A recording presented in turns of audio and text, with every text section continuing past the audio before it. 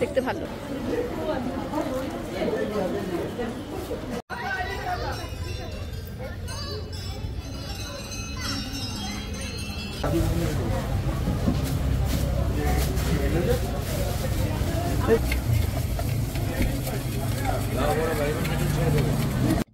আপনাদের সবাইকে জানাই welcome back to my channel. কেমন আছেন সবাই? আজকের ভিডিওতে আমি আপনাদের সাথে শেয়ার করব আমাদের শান্তিনিকেতন ভ্রমণের শেষ পর্বে শান্তিনিকেতনের আমার কুটির সোসাইটি এবং বর্ধমানের 108 শিব মন্দির। আমার কুটির সোসাইটি শান্তিনিকেতন থেকে প্রায় 7 কিলোমিটার দূরে কোপাই নদীর ধারে অবস্থিত। এখন আমরা আমার কুটির সোসাইটির দিকে যাচ্ছি। এটা হলো আমার কুটির যাওয়ার রাস্তা। এই রাস্তাটা এখনো লাল মাটির আছে। আমার কুটিরে অনেক ছোট ছোট ওয়ার্কশপ আছে, হাতে সময় থাকলে আপনারা ঘুরে দেখতে পারেন। এখানে হেসেল ঘর আছে, যেখানে খাবারের ব্যবস্থাও আছে। এখন আমরা প্রবেশ করলাম আমার কুটির সোসাইটিতে। এখানে পার্কিংয়ের ব্যবস্থা আছে। নিজস্ব গাড়ি নিয়ে আসলে এখানে গাড়ি রাখতে পারবেন। তাহলে চলুন এখন ঘুরে দেখি আমার কুটির সোসাইটিতে কি কি আছে এবং কি কি পাওয়া যায়।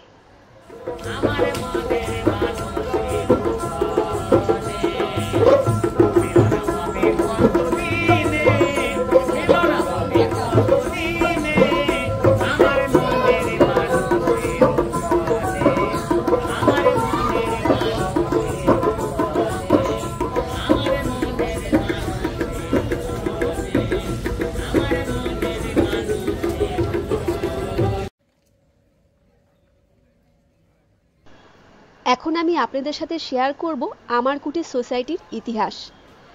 রবীন্দ্রনাথ ঠাকুর প্রতিষ্ঠিত শ্রীনিকেতনে গ্রামায়ণের কর্মপদ্ধতির আদর্শে উদ্বুদ্ধ হয়ে প্রয়াত স্বাধীনতা সংগ্রামী সুসেন মুখার্জি 1923 খ্রিস্টাব্দে গড়ে তোলেন আমার কুটির। 1932 খ্রিস্টাব্দে স্বাধীনতা সংগ্রামীদের আশ্রয়দানের অপরাধে আমার কুটিরের কাজকর্ম ব্রিটিশ পুলিশের নজরে আসে এবং এই কাজের জন্য 1937 খ্রিস্টাব্দ পর্যন্ত সুসেন মুখার্জিকে কারাগারে কাটাতে হয়। পরিণতিতে কিছুদিনের জন্য আমার কুটিরের কাজকর্ম বন্ধ হয়ে যায়। নানা কারাগারে কাটানোর সময় সুসেন মুখোপাধ্যায়ের সঙ্গে পরিচয় হয় পান্নালাল দাশগুপ্ত, মণি গাঙ্গুলি প্রমুখ স্বাধীনতা সংগ্রামীদের। 1938 খ্রিস্টাব্দে তদানীন্তন ইংরেজ সরকার নানা কারাগার থেকে বিপ্লবীদের মুক্তি দিতে শুরু করে। সুসেন মুখার্জি আহ্বানে বাংলার বিপ্লবীদের একাংশ আমার কুটিরে এসে বসবাস শুরু করে এবং গড়ে তোলা হয় কম্মুন। বীরভূমে নানা গ্রামে নৈশ বিদ্যালয় স্থাপন করে গ্রামবাসীদের মধ্যে রাজনৈতিক আদর্শ ছড়িয়ে দেওয়ার কাজ শুরু হয়। 1939 খ্রিস্টাব্দে দ্বিতীয় বিশ্বযুদ্ধ শুরু হলে অনেক বিপ্লবী আমার কুটির ত্যাগ করেন এবং গ্রামে গিয়ে কৃষক আন্দোলনের সঙ্গে যুক্ত হন। ভারত ছাড়ো আন্দোলনে কুটিরবাসী প্রাক্তন বিপ্লবীরা অনেকেই প্রত্যক্ষভাবে অংশগ্রহণ করেছিলেন। স্বাধীনোত্তরকালের আমার কুটির গ্রামায়ণ সমিতিতে পরিণত হয় এবং মূল লক্ষ্য হয়ে ওঠে গ্রামীণ কুটির শিল্পের উন্নতি ও আত্মনির্ভরশীল মানুষ তৈরির মধ্য দিয়ে উন্নয়নের ধারাকে অব্যাহত রাখা। প্রাক্তন বিপ্লবী ও সমাজসেবী পান্নালাল দাশগুপ্তের প্রচেষ্টায় 1978 খ্রিস্টাব্দে আমার কুটির সোসাইটি ফর রুরাল ডেভেলপমেন্ট শিরোনামে নথিভুক্ত স্বেচ্ছাসেবী সংস্থায় পরিণত হয়। তখন থেকে অদ্যাবধি আমার কুটির গ্রামীণ হস্তশিল্প বিকাশে প্রশিক্ষণ, উৎপাদন ও বিক্রয়ে সহায়তা দান করে আসছে। বর্তমানে আমার কুটির সামাজিক উন্নয়নমূলক কাজ এবং সহস্রাধিক হস্তশিল্পীকে বিভিন্ন প্রযুক্তি ও প্রশিক্ষণ দানের সঙ্গে যুক্ত, বিশেষত মহিলা গোষ্ঠী ও উদ্যোগীদের নানাভাবে সহায়তা দান করে থাকে।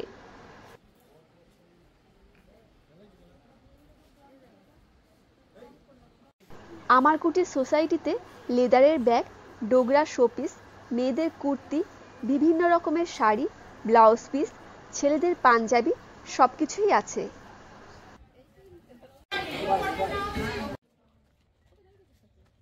এখন আমরা যাচ্ছি কোপাই নদী।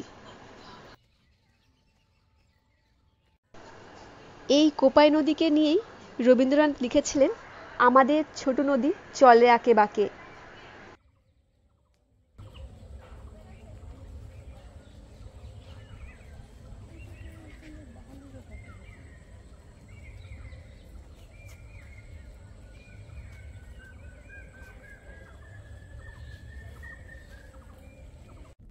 আমার কুটি দেখার পরে এবার আমরা রওনা দিলাম বর্ধমান ১০৮ শিব মন্দিরের উদ্দেশ্যে। হাতে সময় থাকলে প্রকৃতি ভবন মিউজিয়াম এবং গীতাঞ্জলি মিউজিয়াম আপনারা দেখতে পারেন।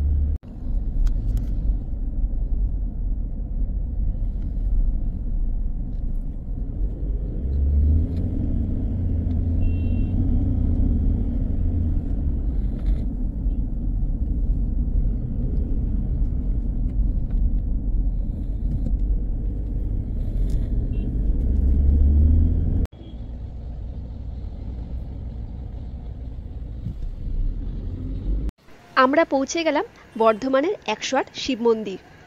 এই মন্দিরটি বর্ধমান স্টেশন থেকে ৪ কিলোমিটার দূরত্বে অবস্থিত।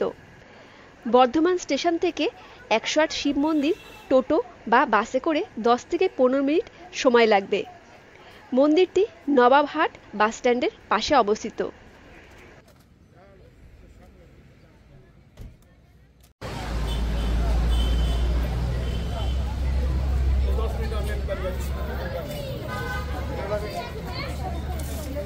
মন্দিরে প্রবেশ করার জন্য মন্দিরের বাঁদিকে এখানে টিকিট কাউন্টার আছে।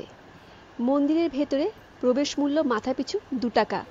এখন আমরা টিকিট কাউন্টার থেকে প্রবেশ মূল্য নিলাম। টিকিট কাউন্টারের ঠিক পাশে জুতো জমা রাখার জন্য ব্যবস্থা আছে। জুতো জমা রাখার জন্য মাথাপিছু ১ টাকা করে। সারাদিন রাখলেও ১ টাকা, ১০ মিনিট রাখলেও ১ টাকা। মন্দির খোলার টাইম হচ্ছে সকাল ৮টা থেকে সন্ধ্যে ৭টা, আর প্রতিদিনই খোলা থাকে। এখন আর বন্ধ হয় না, আগে ১টা থেকে ৩টে ২ ঘন্টা বন্ধ থাকতো। হ্যাঁ, এই মন্দির বর্ধমান মহারাজা স্ত্রী বিষ্ণু কুমারজি বানিয়েছে। ১৭৮৮ খ্রিস্টাব্দে নির্মাণ হয়েছে। আজকে মন্দিরের বয়স হচ্ছে ২৩৬ বছর। এই গেট থেকে ওই গেট, এদিকে ৫৪, এদিকে ৫৪, ১০৮, আর বাইরে একটা আছে ১০৯টা। টোটালি ১০৯টাই মন্দির। আমার নাম তাপস সরকার। টিকিট কাউন্টার থেকে প্রবেশ মূল্য সংগ্রহ করার পরে জুতো জমা রেখে তারপরে হাত পা ধুয়ে এখন আমরা প্রবেশ করছি ১০৮ শিব মন্দিরে দর্শন করার জন্য। ১০৮ শিব মন্দির ১৮০৯ সালে নির্মিত। মন্দির ২টি বৃত্তে নির্মিত হয়। একটিতে ৭৪টি মন্দির রয়েছে এবং অন্য বৃত্তটিতে ৩৪টি মন্দির রয়েছে। আগেরটিতে সাদা মার্বেল এবং কালো শিবলিঙ্গ রয়েছে, আর দ্বিতীয়টিতে শুধুমাত্র সাদা মার্বেল রয়েছে। চলুন এবার ১০৮ শিব মন্দিরে দর্শন করা যাক।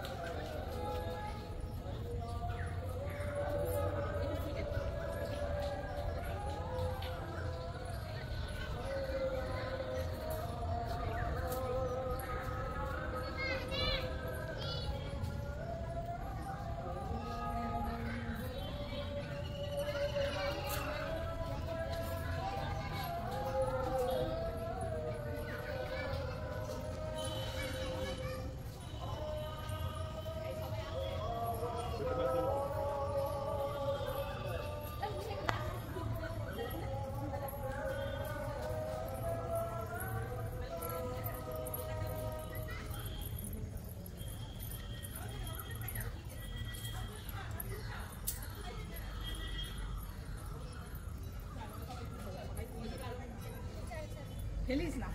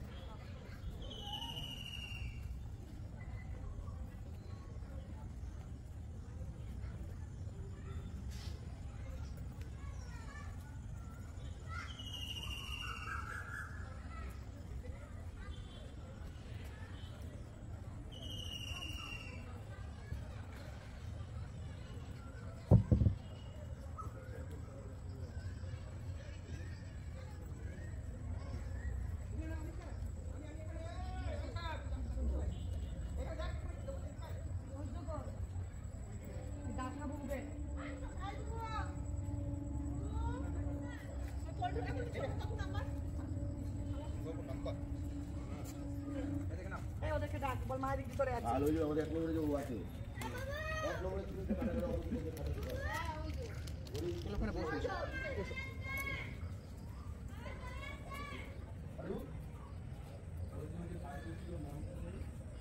আচ্ছা পূজা দিয়ে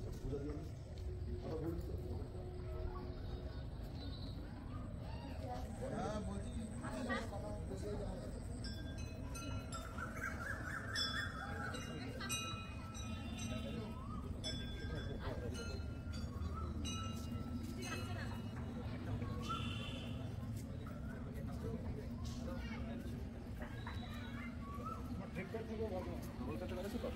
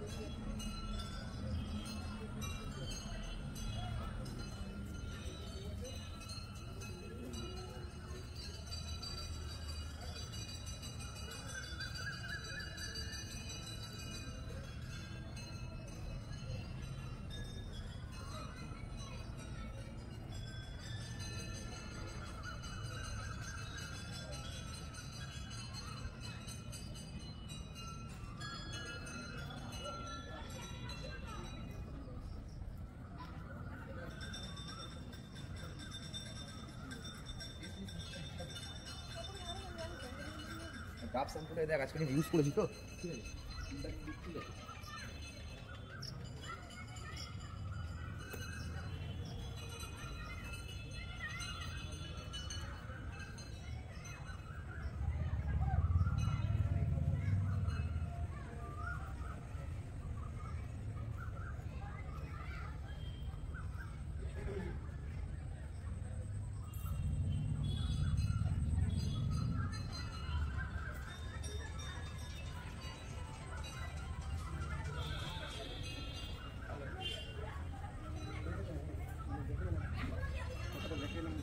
ঠিক আছে লাইনো এই আবার না কি জিত বাচ্চা ও তো আসতে পারবে কিন্তু যে এটা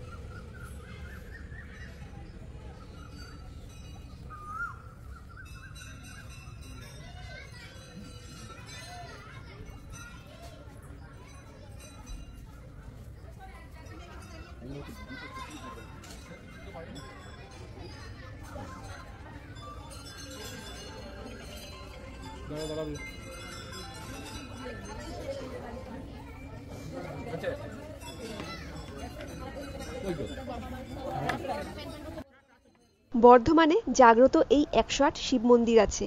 এই মন্দিরে পূজা দেওয়ার সম্পূর্ণ ব্যবস্থা আছে। অনেক দূর দূর থেকে দর্শনার্থীরা এখানে আসেন 108 শিব মন্দির দর্শন এবং পূজা দেওয়ার জন্য। এই 108 শিব মন্দিরে সোমবার, শিবরাত্রি, নীলষষ্ঠী এবং বিশেষ তিথিতে এখানে দর্শনার্থীদের খুব ভিড় হয়। আমরা এখন 108 শিবলিঙ্গের সম্পূর্ণ দর্শন করলাম।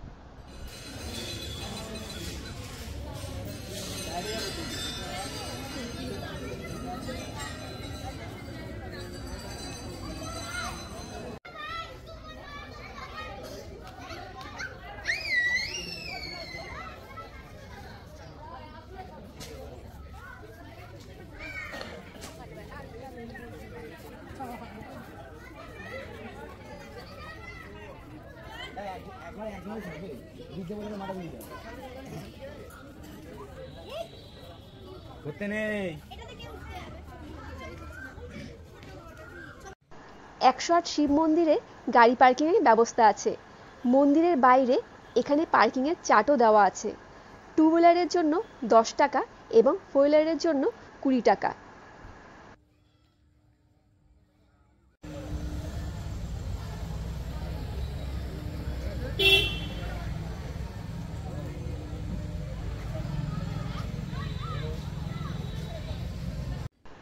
একশো আট শিব মন্দির দর্শন করার পরে এখন আমরা রওনা দিলাম বাড়ির দিকে।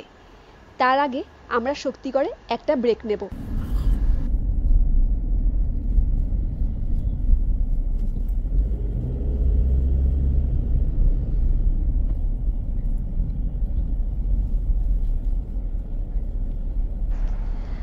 আমরা এখন পৌঁছালাম শক্তিগড়। শক্তিগড় মানেই আমরা সবাই জানি ল্যাংচা আর ঝালমুড়ির জন্য ফেমাস। এছাড়াও এখানে সীতাভোগ আর মিহিদানাও বেশ ভালো পাওয়া যায়, তাই শক্তিগড়ে আমরা আসলেই নিয়ে যাই। এবারও তাই করব।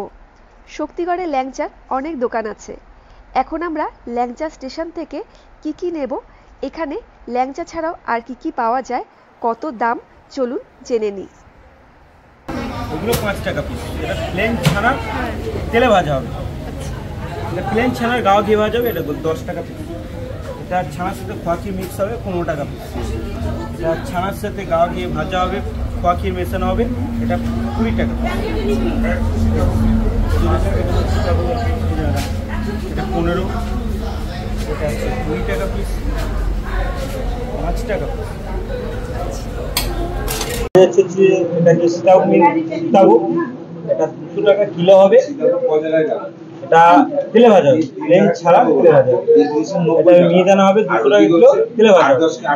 এটা সীতাভোগ হবে 8-10-80 টাকা। ছানার ভাতটা বেশি পরিমাণের হবে, এটা গাও দিয়ে ভাজা হবে 300 টাকা কিলো। এটা 300 টাকা কিলো মিহিদানা হবে, এটা গাও দিয়ে ভাজা হবে। তাছাড়া হবে সরভাজা, এটা ঘিয়ে ভাজা হবে, সর ভাজা হবে, মানে ছানার, শুধু ছানার সাথে খোয়াকির মিক্স হবে। তাছাড়া হবে যে ছানা পোড়া, ওড়িশার ফেমাস, বাট এখানেও পাওয়া যায়। আর তাছাড়া হবে যে নিচে রয়েছে মাখা সন্দেশ, এটা সন্দেশ। তাছাড়া রয়েছে আমাদের কালাকাঁদ সন্দেশ রয়েছে, সোনপাপড়ি রয়েছে, কাজু বরফি রয়েছে, স্পেশাল সোনপাপড়ি রয়েছে। আমার নাম হচ্ছে প্রতীক ঘোষ। দোকানের নাম হচ্ছে ল্যাংচা স্টেশন।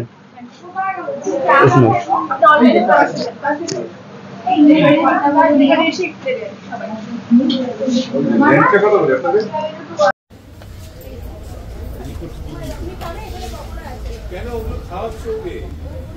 না, স্ন্যাক্স দেওয়া যাবে। এই তো কি শরীরটা খারাপ করবে। ল্যাংচা স্টেশন থেকে আমরা নিজেদের জন্য এবং দেওয়ার জন্য ল্যাংচা নিলাম। এছাড়াও মিহিদানা, সীতাভোগ আর সিঙ্গারা নিলাম। এখানে প্রত্যেকটা খাবার খুব ভালো এবং এই দোকানে সবার ব্যবহারও খুব ভালো। আপনারাও ল্যাংচা স্টেশন থেকে ল্যাংচা, মিহিদানা আর সীতাভোগ ট্রাই করতে পারেন। আপনাদের কেমন লাগলো অবশ্যই জানাবেন। এবার আমরা শক্তিগড়ের ফেমাস ঝালমুড়ি খাবো।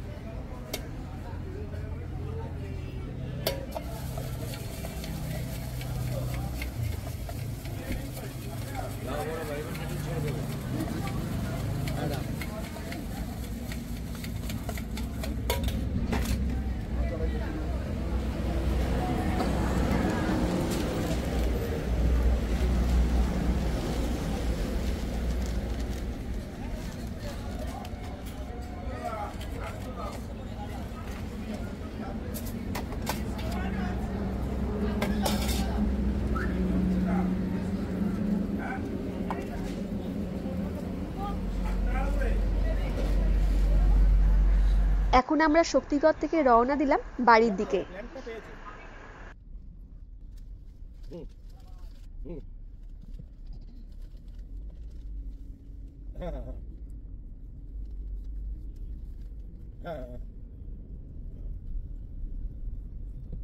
না আমি তো ওই প্ল্যানটা জেনেছি।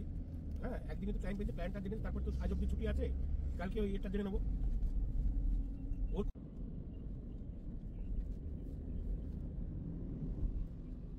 হ্যাঁ যেমন প্ল্যানটা ওখান থেকেই হয়েছে কর্পোরেশন থেকে।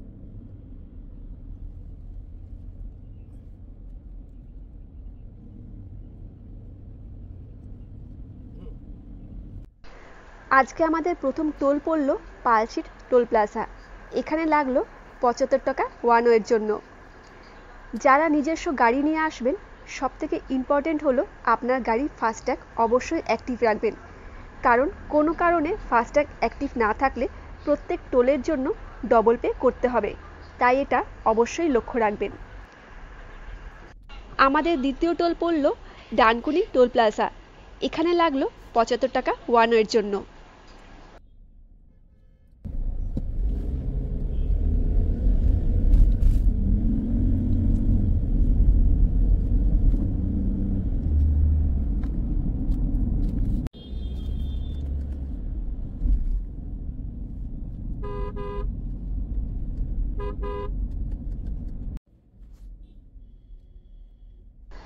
আমাদের তৃতীয় এবং শেষ টোল পড়লো রাজচন্দ্রপুর টোল প্লাজা।